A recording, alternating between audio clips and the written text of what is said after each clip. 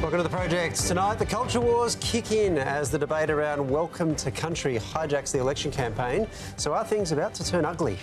Also, the Aussie whistleblower who faces losing everything simply for telling the truth. What matters at the end of the day is the strength of the relationships you have with those you love. Plus, it's time to pick up the pies again. Shock findings with many women actually preferring dad bods. Come on. Yeah. Oh, my God. And, guys, this is huge. Do not look back in anger if you didn't enter our mega Oasis competition, because we are announcing the winners in just under 50 minutes. Fingers crossed, it's my very good friend, Tam Taunton. He told me he voted quite a lot, actually. Really? Yeah. So no one can possibly see through it. I don't know. We are live from Gadigal Land with our Monday man, Stephen Price. Speaking of dad bods, Yeah. You regard yourself as a dad bod model? there's an example for you. Yeah. A healthy dad bod. Well, you're proud Women of it can't too. resist you. We have seen you rip your shirt off on this show before. It won't be happening tonight. Thank you. When he does it, ratings go through the roof. The show is Yeah. still young, Pricey. The show is still young. All right, let's get into today's top stories now. And the inquest into the Bondi Junction stabbing attack has begun in Sydney. Today it heard the man responsible had shown a preoccupation with death and murder in the years leading up to his deadly rampage, which claimed 6 lives. It was also told that for almost 5 years, Joel Cauchi, who suffered from schizophrenia, had effectively gone, quote, untreated and unsupervised. Records unequivocally show is a man who was seriously unwell, who was far from home and far from the watchful eye of his parents. The trial of accused mushroom killer Erin Patterson is finally set to begin tomorrow in the Victorian town of Morwell. The 50-year-old is facing 3 counts of murder and 1 count of attempted murder. She's accused of serving a meal laced with poisoned mushrooms which killed her former in-laws, Don and Gail Patterson, and Gail's sister, Heather Wilkinson. The attempted murder charge relates to Heather's husband, Ian, who survived. Patterson has pleaded not guilty. She has always maintained her innocence. Now, what is the cost of being a woman? It's a tricky question, but according to a deep dive into how much Aussie women earn, we might now have a figure. Almost $170,000. That's the difference between the net wealth of the average Aussie man and woman. It is really such a staggering difference, and it really impacts women's financial security, not just in the current day, but the kind of financial future they're going to have. That gap likely driven by men averaging high superannuation balances and greater rates of home ownership. It's not just purely wage earners, it's the access to capital, it's the access to that equity over the course of their lifespan, which is disadvantaging women as they get older. But research from Finder reveals the extent to which wealth disparity follows women through all stages of life, starting in childhood, where the average Aussie girl receives $7.50 a week in pocket money, while boys are paid $10.30. Boys tend to get paid more for those very physical tasks like mowing the lawn, whereas girls are often expected to do a lot of the household chores without payment, those invisible tasks like doing the vacuuming or putting the washing away. In the workplace, men are more likely to ask for a pay rise and, when they receive one, secure more than 1.5 times the salary bump of their female counterparts. This disparity is then compounded further when women take time out to have children. That impacts their income right now, and it also impacts their income in retirement because they're not earning superannuation. And things don't improve later in life. Women retire with 46% less in savings than men, and 35% of women over 65 have less than $1,000 to their name, compared to just 22% of their male counterparts. The face of homelessness in this country is a woman over 60 years old. This is your mother, your grandmother, your auntie, whom are living out of cars and rough sleeping because they don't simply have enough superannuation or funding in their retirement. So with this deepening disparity trickling through all stages of life, how on earth do we begin to close the wealth gap? Well, Prue Gilbert is one of Australia's top voices on gender equality. She joins us now. Prue, there are obviously some structural problems here, but how much of this gender wealth gap comes down to choice? For example, women wanting to spend more time with their kids. Well, I think when you're talking about structural change, the concept of choice is probably not a real choice, as you point out. When we look at what underpins some of those decisions that people make, what we tend to find is that the decisions that they're making are really entrenched into policy, social norms, and also gendered expectations. To give you an example, you know, the average age gap between first-time parents is around 3 years. And with that 3-year age gap, together with an existing gender pay gap, we see that there is this reinforcement of expectations around gendered care of children. In fact, the motherhood penalty can take up to 10 years for a woman to actually recover that from a career perspective.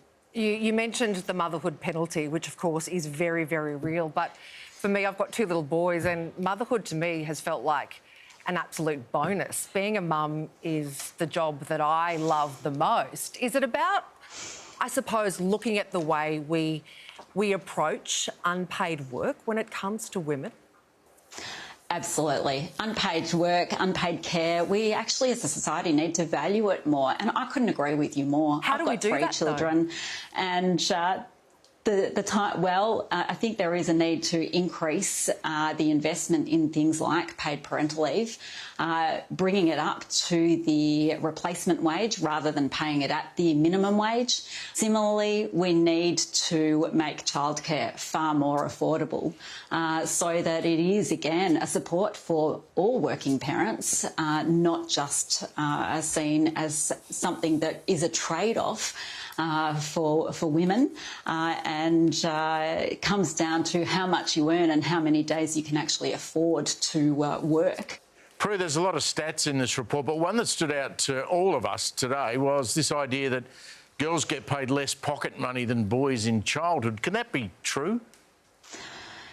Sadly, it is true, and dare I say also outrageous. You know, it's not uncommon to see a much higher amount of money paid to somebody who does the lawn mowing, for example, compared with things like babysitting. I've got to tell you, So I paid my babysitter a hell of a lot more than the bloke who mowed the lawn. Oh. Well, I'm glad to hear it, but as this report shows, the data and the research shows that there is evidence to suggest that girls are earning less pocket money than boys, and it starts fairly early and is entrenched over time. Steve, why do you underpay your lawnmower guy? What's going on there? And you told me when I mowed your lawn that was the market rate. I actually mow my own. Oh, you've got to give yourself a raise then. Prue, thank you very much for your time. No problem. There you go. Hey, I've also got something for you right now, Price. Look at this. You know the old West End Brewery in Adelaide? Do I ever? It's about to become a fancy housing estate. What? It's crazy. And today, Premier Peter Malinauskas, he whipped out his best chinos and he did a beautiful impression of a real estate agent.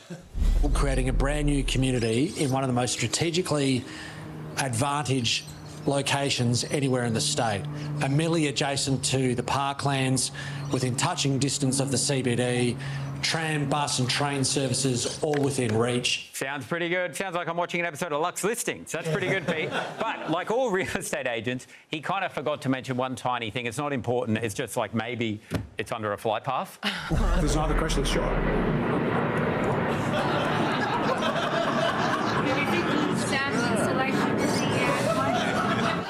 This property gets better and better. If you've got a flight to catch good news, you already live on the tarmac. How's the serenity? Not bad at all. Time for a break. We'll see you soon. Coming up, the opposition puts getting the country back on track on hold to get their election bus back on track instead.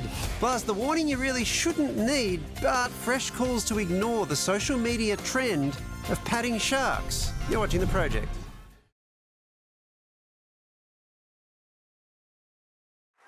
Reds fans are no doubt still celebrating after Liverpool Aqualead was crowned Premier League champions following a 5-1 thrashing of Tottenham at Anfield. Liverpool, top of the league! Liverpool, top of the league! Wally! Come on, get on board. He even had his jersey on today, had his arms out. It was amazing. The Spurs Great. loss, a record equalling 19th for the season, also opens up Aussie coach and Postecoglou to more scrutiny. The victory now puts Liverpool level with Manchester United on 20 titles. I'm so happy. At my age, is good. Champion! Oh my God. 5-1. Absolutely stunning performance by the Red Men.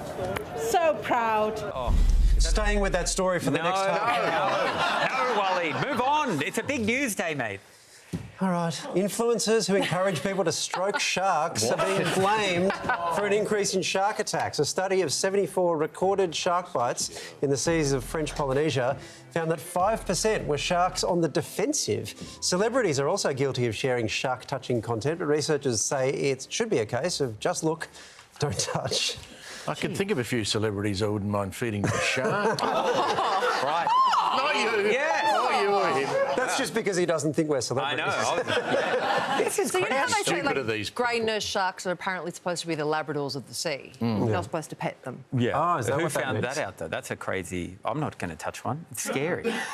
Yeah, good. That's The only good. person who can touch sharks is Mick Fanning. Yeah. No, but he hits... Bombed him right in the nose. Yeah. I think what's happening is so a lot of these people are trained and so they know how to do these things, but people watching don't necessarily know that they're trained and they think they can do. Yeah. Well, fools. Look, I think there's one solution. It's time for a cull of influencers. It's a bold policy. Thank you, guys. Thank you. OK, Waleed, Yes. this is just for you. I normally would never cover Liverpool in my sporting segments, but credit where credit due. You won the Premier League. It Yes, doesn't we happen did. every day. So just for you, this one time, it's a Liverpool-themed Oh, team. yes!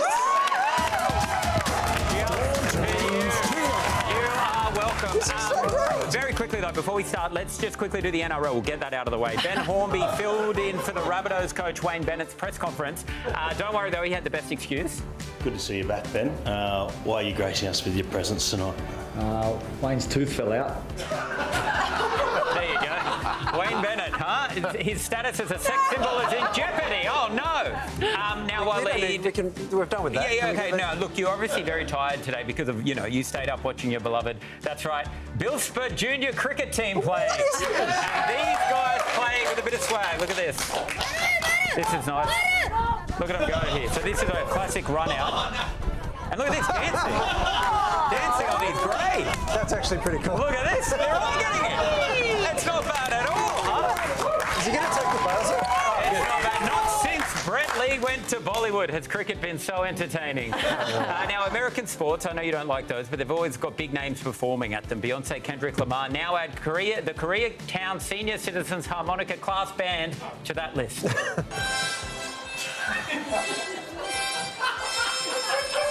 Isn't that beautiful? I really like it. And the crowd's loving it. It's beautiful. I've never seen an anthem suck, blow and be great all at the same time. Is that South Korea? Yes, it is South Make you want to Korea. move north, right? Oh, my God. All right. Now, Waleed, when you're not talking about Liverpool, I know you talk about it all the time, you always say this to me, so I'm bringing this for you. You always say, hey, I want to see someone break the world record for smashing the most amount of walnuts in 1 minute while holding an uncooked egg. Oh, yeah. Well, here you go, mate. Stop. Wow, look at that. I tell you what, that is the weirdest episode of MasterChef I have ever seen. And in unrelated news, MasterChef returns tonight immediately following the project on Netflix 10. OK, let's do it. Your beloved Liverpool, it's in Europe, Waleed. Yeah. And speaking of Europe, the final of the FIBA Europe Cup was last week. Spanish club Bilbao Basket won, and it's a tale as old as time. When you get too excited, you've got to reach for the dunny roll. Oh, no. Oh, God. That's a lot of toilet paper, isn't it? Jeez. Now, spare a thought for the guy who was trapped in a cubicle waiting for someone to pass him a roll. You're on your own there, brother. Finally, this is it, Waleed. Yes, let's do it. The NFL draft was where a lot of dreams came true for players, but for the graphics team, whose backdrop featured a bone design, it kind of turned into a nightmare. Oh, no. Oh, no. Why is it moving? No. It's supposed to be a bone, but I haven't seen something on a screen like that since we asked Pricey to stop wearing footy shorts on this show. Thank you very much. Don't stress, they did get rid of the image by sending in this guy. Oh, there we go. Oh, no, Waleed, we've run out of time to do Liverpool. I'm so sorry. Sorry, that's it. I just got wrapped up. I was about to go into it. I had a whole thing ready to go. Isn't winning enough? No! Got to take a break. Sorry We'll see you about soon.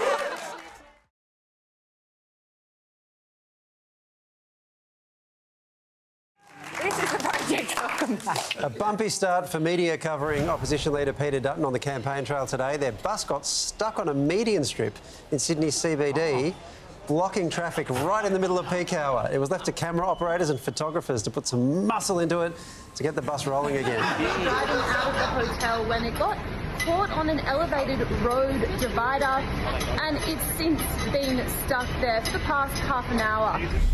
That was Lucy Gray, 10 News' first federal political reporter. Lucy, lots of camera crews there were pushing the bus to try and get it out, but what are you journos doing? Yeah.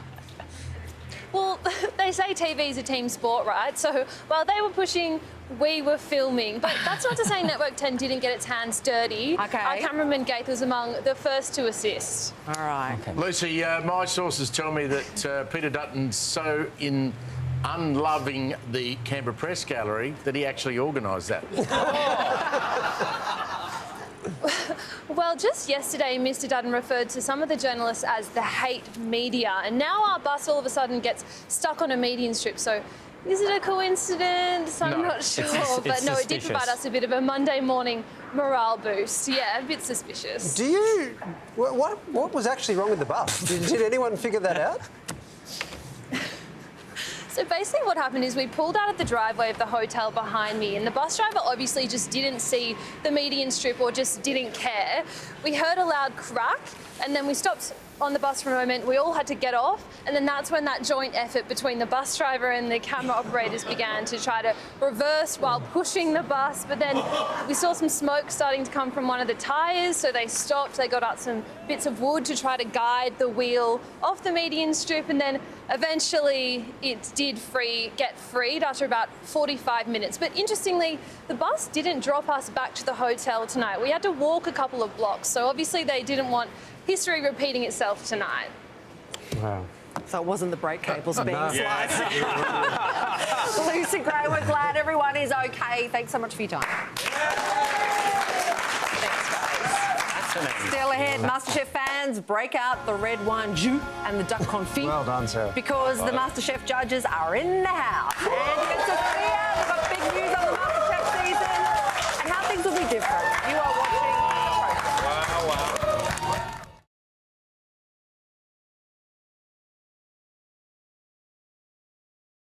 Let's get some more news now, and with just 4 full days left on the campaign trail, Labor has released its election costings.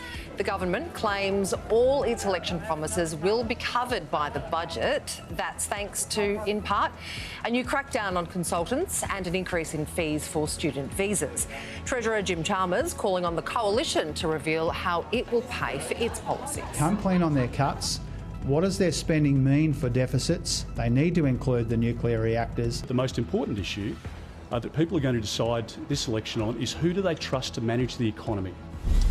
Cost of living, Medicare, energy prices. So far this election has been defined by hip pocket expenses and household budgets. Noticeably absent, the culture wars.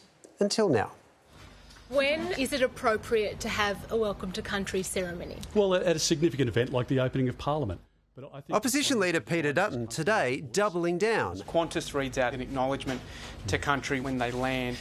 Do you think that that's an example of overdoing it? No, I think that's over the top. After he took aim at welcome to country during the 4th Leaders debate overnight. There is a sense across the community that it's overdone. For the start of every meeting at work or the start of a football game, I think a lot of Australians think it cheapens the significance of what it was meant to do.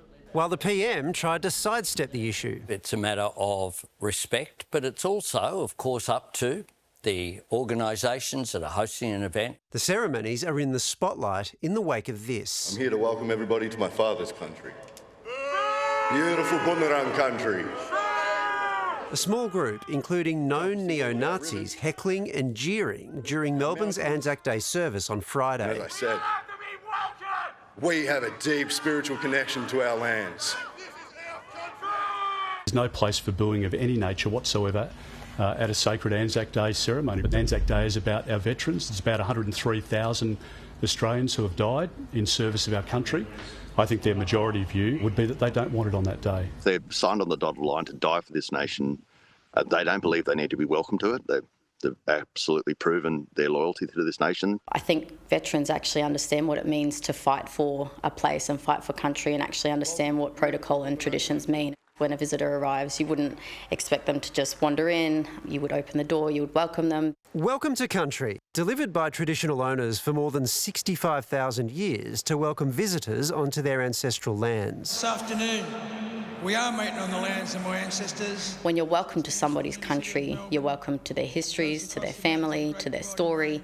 It's much more than just saying, welcome to Brisbane. Over recent decades, the ceremony has entered the mainstream at gatherings large and small. I don't see it's any skin off anybody's nose to show that respect. I think people are starting to feel awkward at them. In a news.com.au poll out today, of more than 100,000 responses, nearly 70% said Welcome to Country ceremonies should stop completely. 23% said there should be less, only 7% believing there is the right amount. When they become performative, when they occur before every sporting event or every meeting in an office, it does become a little bit ridiculous. When is the point where we would say, oh, it's enough, there's been enough Anzac Day ceremonies?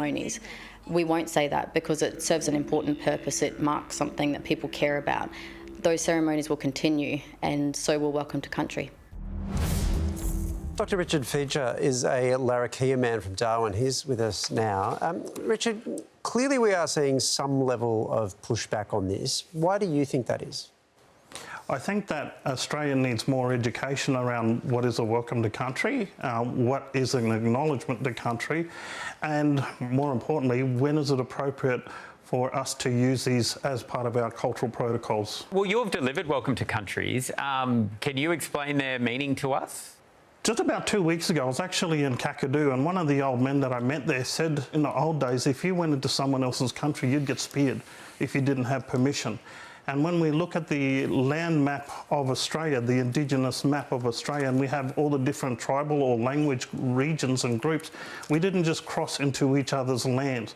We actually needed to go to our borders and ask permission to go into their lands and their country and hunt or gather or exchange. This is like driving across Europe. We go from one border into one country into the next. They're completely different people. They're completely different language, completely different culture.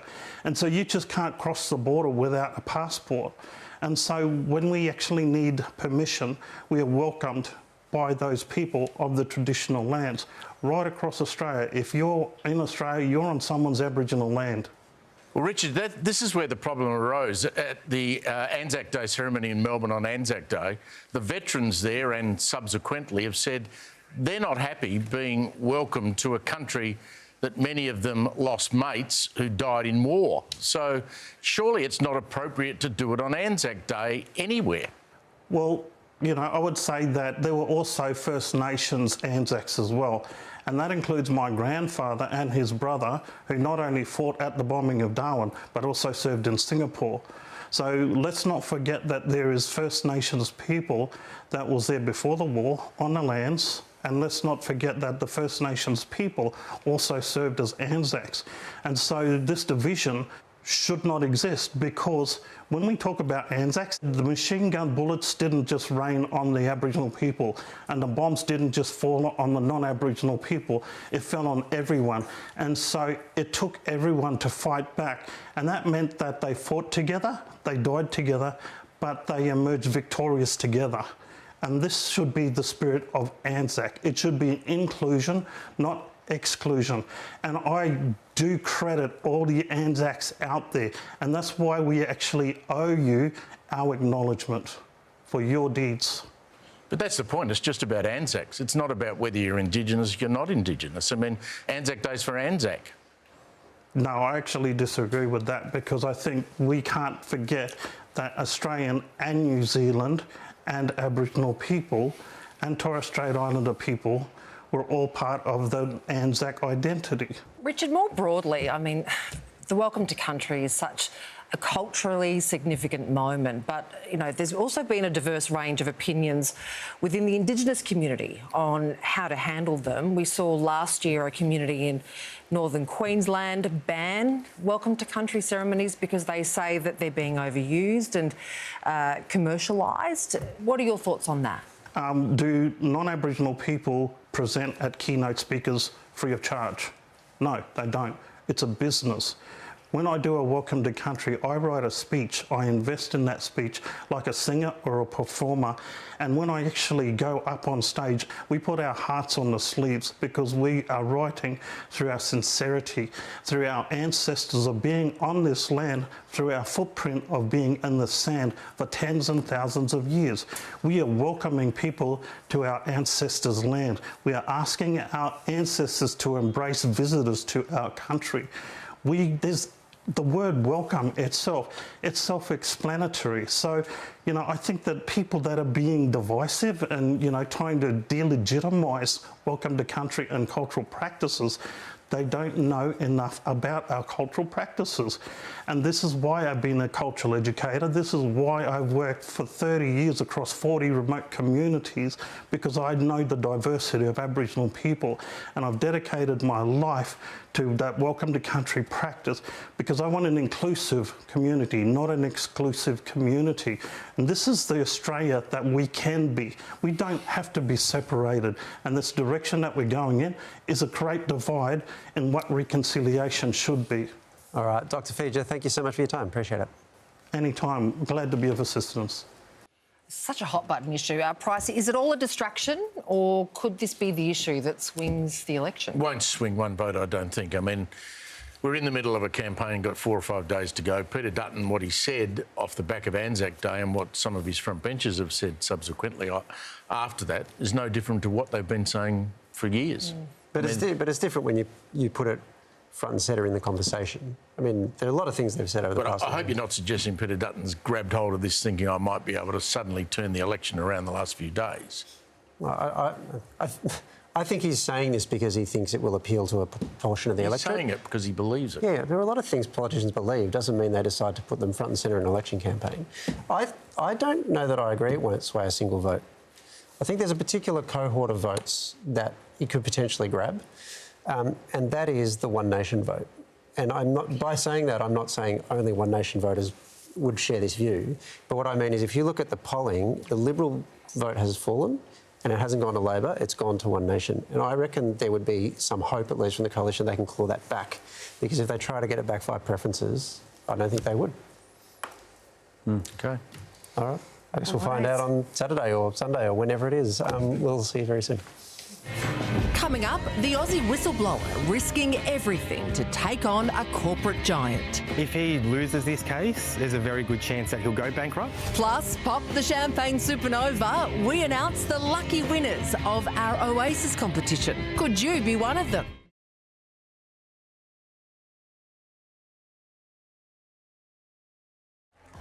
Back onto the project.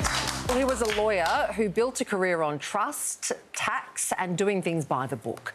When Sydney man Tony Watson uncovered a tax scheme worth hundreds of millions of dollars, he had no idea it would cost him everything and teach him something even more valuable. Got it. 12. I've always loved numbers. I found there was always an answer. It wasn't left to opinion or debate. There was a right and wrong answer. Tony Watson is a numbers man.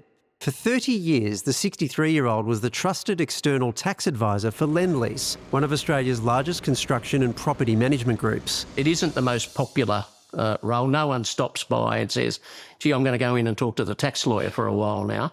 But, you know, I've loved it. I've loved the intellectual challenge. Tony was even asked to oversee the Lendlease founder's personal trust. To have the trust of someone like Mr. Dusseldorp, who built that company from nothing, was just a great honour. But in 2012, the father of 3 discovered an inconsistency. He alleged Lendlease was double-dipping through its retirement business. We all claim tax deductions in our tax return. Lendlease was claiming them twice, to the tune of over $800 million. So the amount of tax I say they were improperly taking from Australians was over $250 million. When Tony informed Lendlease, he assumed they'd fix the issue. To find that not only they wouldn't do it, but they would then ostracise you for raising the problem, that was surprising and hurtful. Tony says he was taken off the account, suffered a mental breakdown and was later terminated from the firm he worked for. So the days got really dark. There was a period where I didn't leave the house for months. Tony had lost the job he loved. Meanwhile, Lendlease still hadn't fixed its tax problem. Then you're really in a bind because you say, well, I'll drop it now, or do you tell the tax office? And it was too big. I just couldn't look away, so I told the tax office. With his family's support, he then sued Lendlease and PricewaterhouseCoopers, the owners of his former employer, for lost earnings. We had what I'd call a life of luxury. We were lucky enough to live on the water, had money in super, we had other assets, we had savings, we had an investment portfolio. They're all gone. With mounting legal costs, Tony and his wife are now living week to week, renting in Sydney's south. At the end of the day, it's lovely to have a house on the river, but if you don't have a high opinion of yourself, then what's life all about? Hobart MP Andrew Wilkie has been advocating for better whistleblower protections. When I spoke up over the Iraq War, look, I did lose my job. I had to resign from my job that day. It's cost me hundreds of thousands of dollars in lost income. In some ways, it was the final straw and cost me my marriage. The community has been waiting 3 years for the government to enact meaningful reforms to protect whistleblowers. But so far, bugger all has been done. In February, Wilkie introduced a bill to support and protect whistleblowers, but without Labor or Liberal backing, it's unclear whether it will ever get passed. We recognise as a society that those who are brave enough to be witnesses in serious crime risk retaliation. And so we protect them. And it's exactly the same argument for whistleblowers. Following Tony's tip-off, the ATO audited Lendlease's retirement business and took action, demanding $112 million in tax. When the regulator actually comes out and says, well, in fact, here's a $100 million penalty bill, then you realise you're not alone. While Tony's been vindicated by the audit, his good deed came at an incredible cost, but his family has had his back the whole way. It's very much a David versus Goliath type battle. He's chosen to do the right thing instead of the easy thing. The thing I've held on to, the thing I have now come to realise are the things that you don't need to pack when you move. It's the love and the friendship that really counts. Beside him every step along the way, his wife of 40 years, Sue. What I have seen in Tony through this journey is his determination and resilience, and that's what I love about Tony. Try to marry the person you want to be. And so all those qualities that I always sought, compassion, resilience, tolerance, humour, honesty, that's what she has. And throughout all of this, I've seen it more. Come June, Tony will return to court. Without money for a lawyer, he'll be representing himself. If he loses this case, there's a very good chance that he'll go bankrupt. But, you know, we look at it as well with what he's gained and how we'll come through it. We've certainly tightened up as a family. We've all had to rally. And I think we've grown as a unit in that way through love and support. And that family is about to get even bigger, with not one but 2 grandchildren on the way. And Darian, how far along are you now? 27 weeks yesterday, so almost third trimester. Yep. It's getting pretty real. Fantastic. We're happy and we're proud to bring in this next generation of our family into a time where they can see their grandfather fighting the good fight and doing the right thing against adversity. It doesn't matter where you live. It doesn't matter what car you drive. What matters at the end of the day is the strength of the relationships you have with those you love.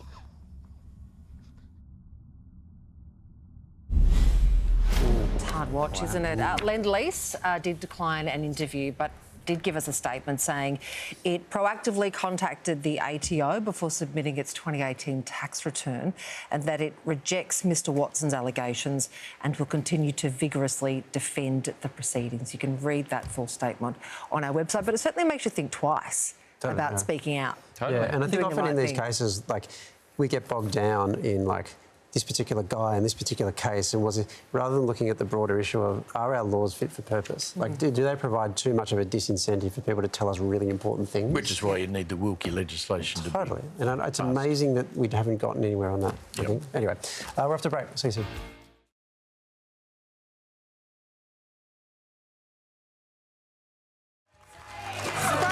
It is time, guys. It is finally time to announce our lucky Oasis winners.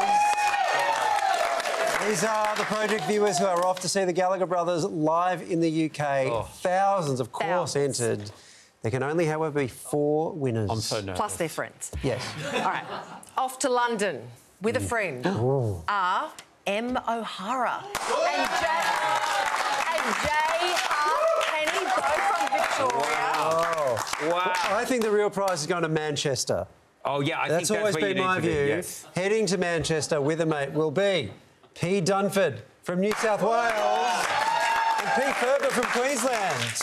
Will be contacted by someone from our team shortly to finalise all of the details. Wow. Congratulations to all of our winners. And if you haven't got a +1, we're available. We're very available. Definitely. Like, I'm so available. Now, it looks like men prefer a chiselled physique on other men than women do. What? I'm not making this up. This is something the UK pop star Ollie Murs has experienced after sharing the results of a 12-week body transformation on good. social media. That's the start. He went from dad bod to shredded and pumped. 42.6% of men preferred the sculpted bod. The same poll found only 7% of women liked his new look. The skinny blokes obviously photoshopped. It's the... To be mean. It's also the same bloke. The bloke on the left looks much better than the dude on the right. It's the same guy. I agree. The little flabby bits. I love a father figure. I do. You know, and you want a bit of something to cuddle. And I think someone who is, he's putting that much effort, sculpting their body. Good for him. He looks amazing. But you just know, like, he'd have like protein shake smelling farts, and he'd be wanting to exercise all the time. And so you think it's unattractive to go to the gym? yes. I'm the most attractive man alive. The table is set for the latest season of MasterChef Australia, and this time your favourites are back. Welcome back to MasterChef, everybody. You guys know better than anyone just how fast things move in this kitchen, right? So, we're not wasting any time. Tonight is a service challenge. And Gordon Ramsay is going to be running the kitchen. Let's go. Bring it on. Give it up for MasterChef judges Andy and Sofia.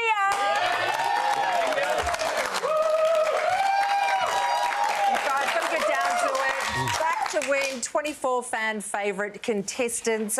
Does it change the dynamic having them back? Nah, it's the best, right? Because you got three of them. This is their third time to try and lift that trophy. Wow. Laura, Callum and Sarah. So they come in from day one, they're like, I want to win this there.